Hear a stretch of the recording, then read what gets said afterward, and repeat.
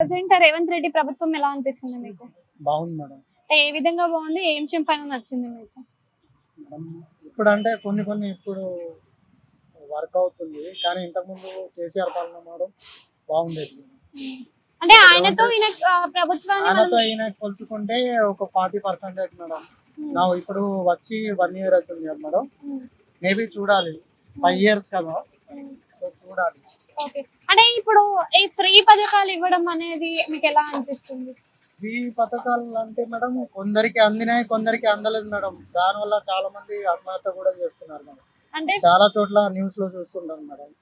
మాకు ఇల్లు రాలే అది ఇది అని పురుగుల మందు తాగి చాలా మంది చనిపోయారు మేడం. ఓకే. సో రీసెంట్ గా జరిగింది ఇప్పుడు ఫ్రీ బస్సులు అసలు యూజ్ ఉందా? ఉంచితే మంచిగా ఉంటదా? తీసేస్తే మంచిగా మేడం. అది లేకున్నా పర్లేదు మేడం.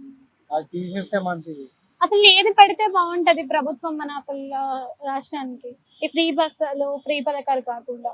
ఫ్రీ పథకాలు కాకుండా ప్రజలకి మంచి జరిగేది చేస్తే బాగుంటుంది మేడం. అంటే ఇప్పుడు చూస్తున్న దాన్ని చూసుకున్నట్టయితే గవర్నమెంట్ స్కూళ్ళ పరిస్థితి చాలా అధ్వానంగా ఉంది.